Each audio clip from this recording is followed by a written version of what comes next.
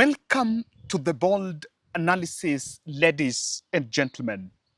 The most outrageous video we've seen in Kenya today is the video of goons, state-sponsored goons terrorizing Kenyans, and the goons are escorted by police who are supposed actually to protect the people, and the goons are meant to do the dirty work.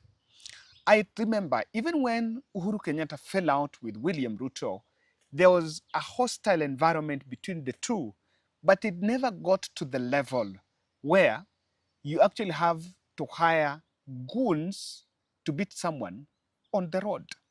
In this podcast, we are looking at the hostile questions and reception that Murkomen faced in Kirinyaga today, and why his current Jukwaa la Usalama edition in central Kenya is a big flop and has received a backlash.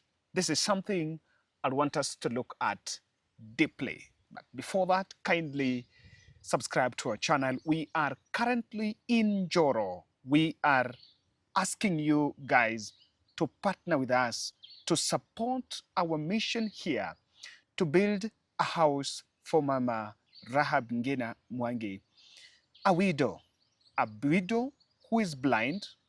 She lost her husband during the PEV or 207. They were relocated to a land where a house was set up for them. That house is currently almost going down. I have established that Uhuru Kenyatta actually gave them the titles and they have their legitimate owners of where they are staying. But even despite of those challenges, Rahab has an element of kindness, and her world, she opened her world to a small boy who just picked in the community, was abandoned, and she stays with that boy in that place she calls home. That is a very special gesture that really warmed my heart, that hata kama alikuwa na hizo shida, bado alichukua mtoto ambaye alikuwa yatima, alikuwa ametupwa, ili aweze kumsaidia. However, because she's blind, it is the young boy who helps her move around kwa sababu haezi ona. And so we are here to put up a house for her, a permanent two-bedroom house, and also shule kifunguliwa, we sort out the boys' education. And my team is already there. And let me tell you, we have started. Hata by leo tumeanza kuleta mawe. You're already doing the foundation. So today we'll be able to do the foundation to make sure to make us so that tomorrow we start building. So from tomorrow, I'm supposed to get the bricks. Remember, we're doing a permanent house, bricks of the stones, and make sure you buy the cement and also sand. Lakini sasa kwa sababu venyewe tunafanya kidogo kidogo as we move step by step. So partner with this so that kesho as we move through, na hope kwamba tutaanza kujenga. Any amount will go. Hata kama uko up around and you have bricks, you can tell me, Kevin, this is in Njoro, I have some bricks. Or maybe when unauza uko kwa cement, uko kwa hardware, you can also tell us, we can buy cement from you so that we also promote you if you come from this area, and you can support us, whatever you can do. It normally takes time because it's a permanent house, but we will do it. And please partner with us, whatever you can get. We know it will go in a long way supporting the project. Sasa ini kupewa nilipewa ni mingi. Nikachekelea hivi. Sasa naweka manguo hivi. Na imeisha ukweli. Sasa wakati tunalala nako hapa. Makojo tunalala. Unaona hapa makojo. Tunalala na mimi nalala hapa na ako hapa. Tunapaka makojo hata siku. Kama makojo yote. Sasa mtoto tunalala na sisi tuende kanisa. Tuende shule sasa ndipo tunaishi. Ndiye Mungu asante. Kwa jina naitwa Rahab Ngina Mwangi. Naomba watu wa moyo wa upendo na huruma wanisaidie tu. Kwa sababu kwenye maisha naishi ya maisha ya shida. niko na mtoto hapa, nataka naomba msaidie kwa sababu atamani na shule au usaidizi, macho yaonage vizuri, msaada sipatagi hata serikali, hata kitu hata kidogo, hata nyumba yetu wakati tukichomewa hatukujengewa, hata tukupatia hata msaada, yote ni shida tu, na nimepitia shida, hata mzee alikuwa kwa ni vita tu. Ladies and gentlemen, first, today is Friday, 22nd. Kenya's playing Madagascar. We are hoping the best for our boys. Yeah, let them give us the glory. Personally, I think it's nice. We've really motivated them, and we are hoping and praying for the best for them. Protected goons clearly captured on camera, pelting stones at Rigathi's convoy and beating up journalists throughout the night, and later on, no government official gave statement, even as Malala was saying that individuals within the city county of Nairobi, MPs, and the city governor were supposed to respond to this goonism. Unfortunately, last night, we have been informed that the Nairobi County Governor, in cohorts with the CS for Interior, Mr. Kipchumba Murkomen, held several meetings and have activated their state-sponsored goons to cause harm to innocent citizens. This is being done by one Chief of Staff, one David, in connection with the following members of Parliament: George Aladwa and the Dagoretti North MP, Mama Beatrice Elachi. The duo have expressed instructions to the goons to loot, destroy property, and harm people, and then blame it on DCP and its members. I've not seen the governor, Sakaja, responding to this issue of goons, while it's something that happened. And maybe, you know, sometimes when we say it, you can feel these people are just saying. This is the car belonging to Andeto. This is a member of parliament from Tetu, Nyeri County, which was vandalized by these goons. Kaondoka, sasa alafu vijana wakatufamia. Sasa kama mimi hii ni gari yangu, hii kioo yote unaona imeenda through, mimi wamevunja yote. Hizi ni madents huku pande hii, side mirror, hata tumefunga na blada hapa. Kwa hivyo sisi vile tunasema ni kwamba Kasongo hata uendelee na kufanya hii maneno. Kifo ya nyani ikifika, miti yote huteleza. Nataka kuambia muda wako umefika, umeyoyoma. Hata ukijaribu kutuangaisha namna gani, tuko na wewe bampa kwa bampa. Na wewe Sakaja, na wewe mtu anaitwa Alandwa, kwa sababu tunajua kwa uhakika ni nyinyi mlikuwa mmepanga hii magunzi. Tunawaambia sasa tutaonana na nyinyi moja kwa moja. Hatutakubali sasa hii maneno ya kuangaishwa hii Nairobi. Hii Nairobi ni yetu sote na tutaishi hapa. Hii Nairobi hakuna mtu atatoka. Na tuwaambie ya kwamba Rigathi Gachagua sasa amerudi. Chuma chenu kimotoni sasa. It's in that state. And it was so bad that they said it that we made a mistake. The mistakes were a bit reckless, because if this thing had someone, it can be a different story altogether. This was a cowardly act from state, and I think it's planting seeds of anarchy. It's emerging that really the plan was and is that because the country has been relatively calm when Rigathi Gachagua was away, any move or anywhere Rigathi would go, there will be some sort of violence to be planted, so that Rigathi is branded as a violent politician who should be avoided by Kenyans. And these are old, archaic tricks that were planted against Raila Odinga during his days. But I think Kenyans are a bit more clever and can read between the lines. We demonstrated how the convoy was very peaceful until stones zikaanza kutupa from the opposite side. And so this is something that is the Kenyans can see in black and white on what happened. So even if you want to depict, project Rigathi as an agent of violence, and so that will be it, and that narrative will be planted in Mount Kenya so that they detest Rigathi, and it's not working. It's emerging that some secret police insiders rescued Rigathi Gachagua from what was really lethal goons that had been planted. Remember, there was a discussion as to why he was actually given human shield at the airport.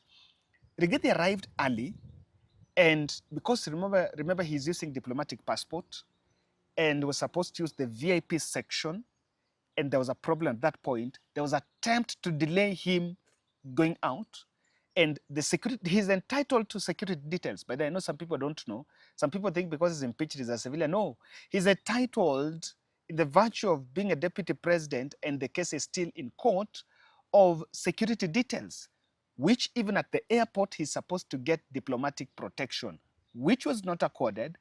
And that is why they actually decided to take him out using human shield. People have actually mobilized to go and pick him up from the VIP section because that could not have been left to the police. Remember, from the immediately arrived at the airport, it was the human shield who were there because there were reports of him arresting. And now, Murkomen was in Tarakaniti, in Kirinyaga. And when he was asked about the issue of Rigathi Gachagua pelted with stones, I want you to look at his feedback. We don't want violence.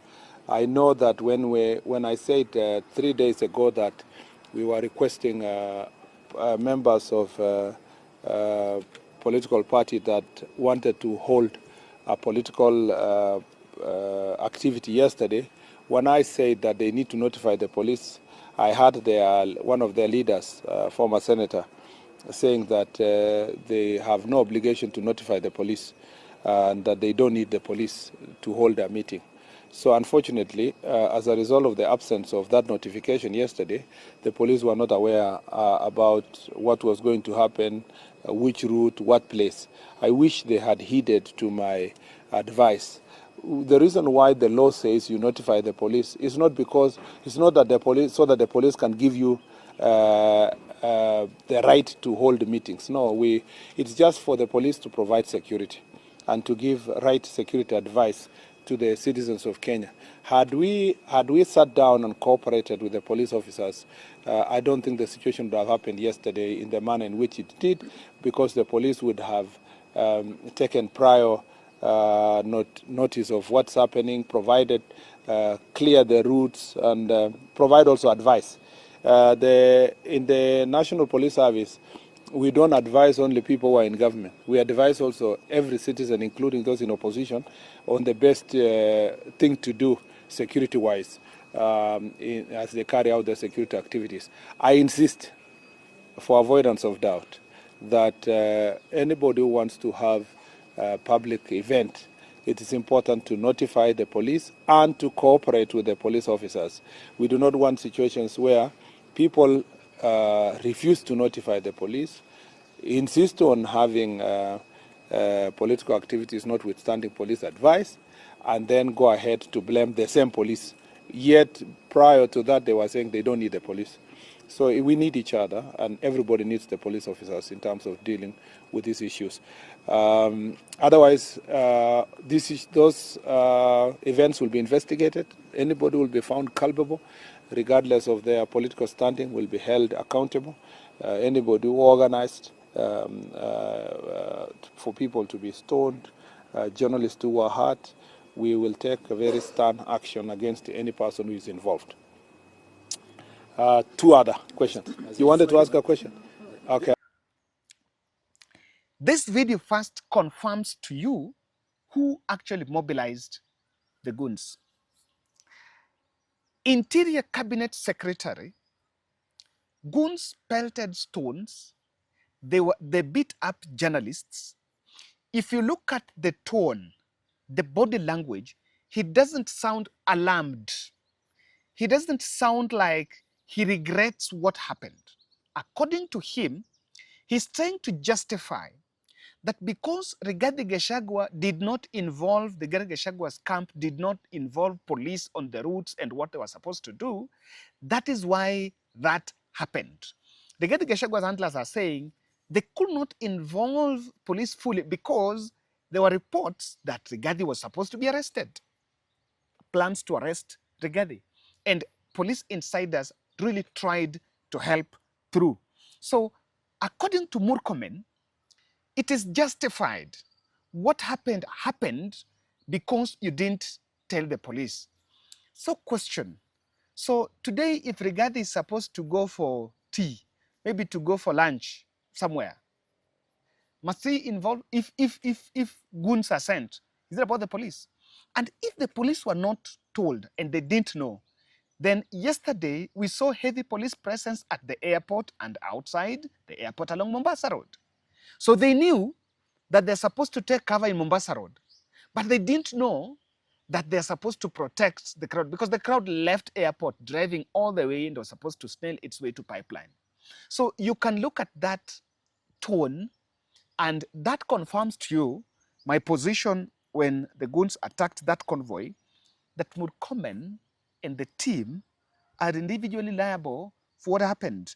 They're actually taking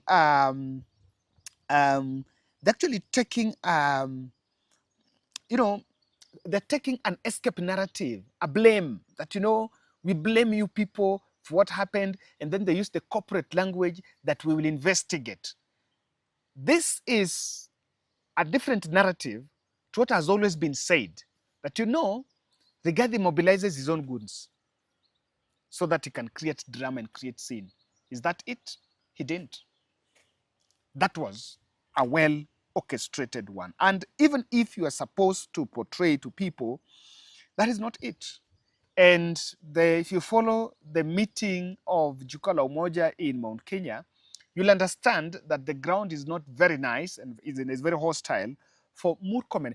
Here is a police officer, I think could be a chief or someone, telling Murkomen about trumped up charges. Of these young men who are arrested during the protest, this is a national concern.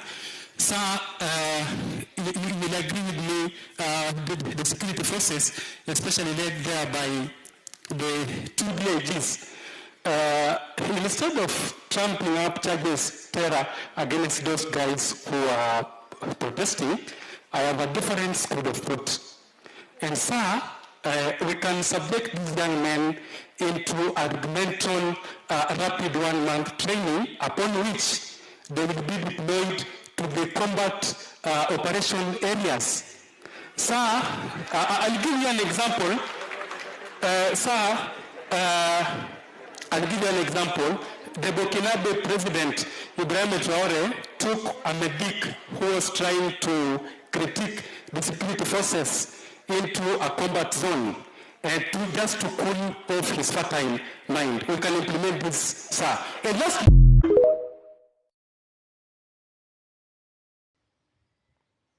Yes, they're facing the truth. I've always been saying, if you allow the people to express themselves, even those who sit around the president will have a different opinion to what the boss is saying. So when they're allowed to express and tell the CS, the CS wants to hear the truth. When they're allowed to say what they want and how it is, you will understand what it is. The trumped up charges. Of course, we see a couple of young people that were charged high bails, 100,000, 50,000. It was very ridiculous amount. And this is what is actually causing. You understand, before even Rigathi came, Moses Kuria was in Citizen TV. And if you listen to Moses Kuria is completely out of touch and out of the space and not supporting William Ruto. And if you listen, if you sound to how he's saying the political season is taking a different tide, and the opposition leader is now Rigathi Gachagua, and probably he also doubles as the Mt Kenya kingpin. And in this podcast, I will just want to take this. Rigathi mistreatment and this attack and raids on him on the side of the state is supposed to achieve two things: to elevate him, but elevate him as a violent leader. so that he takes the Raila position. If he takes the Raila position, then they will go back to the people and tell the people that, look here, we don't want, and that is why when you listen to Kindiki, there is only the two statements that Kindiki says. Kindiki says, Ruto ni fire, ama si fire. Ruto sijui ni moto, ama si moto. Then another one he says, we don't want siasa ya uchochezi. Only those two statements. So the issue of the violence is supposed to be a tag, or Rigathi is supposed to be projected between the populace as a violent leader that cannot be trusted by the leadership of the country. And I don't know to what end that is what is supposed to achieve. But I look at it this way. I think the state must a little bit be very careful. The truth of the matter is this. Rigathi has the people. Ege has his people. Everyone has his people. It's going to backfire. This mistreatment is going to backfire because Gema is building Rigathi. That Gema is giving Rigathi all the airtime. His moves that he's getting even when he was in the US, he was getting coverage. I looked at this interview early in the morning after he arrived. That was live. These are the snippets to make sure that the voices are being heard. I'm yet to hear, I'm yet to see a single station making a call to probably Kithure Kindiki. They've not embraced Kithure Kindiki. The Mount Kenya media has embraced Rigathi. And simple question, simple. He has the numbers. If you look at his reception yesterday, those who are live streaming, they got the numbers. And the media is about the numbers. Number two, Rigathi messaging is resonating with the people. Yes, he must not, it's not about him being right or wrong, but it's about what he's saying. What he's saying is what Wanjiku wants to hear. What he's saying is what Wanjiku thinks about President Ruto. He's just reminding Wanjiku that you must not forget about this and that. And it's becoming a bit of a challenge, the more of it. The third thing is this. Mount Kenya MPs cannot coalesce around Kindiki, and I've seen Kindiki doing lonely rallies out there. He's emerging as the Mount Kenya kingpin. And I saw a little bit of some interviews here. People are saying, oh, if you're going to go that DCP, that in Mount Kenya, DCP will sweep the by-elections if you're not careful. And Rigathi is taking over as the regional kingpin. So that will put him at advantage position for even those within government who are eyeing positions. You need to ask yourself, Ruto brought in cabinet, Lee Kinyanjui, Mutahi Kagwe, Kabogo, for political reasons. Why are they not playing political roles like what the ODM fellows like Mbadi and Duale are doing? It is because they know that going after Rigathi is going to destroy our careers if we decide to go back for elective seats. Ladies and gentlemen, that's my take. Kindly let's support Rahab. Thank you.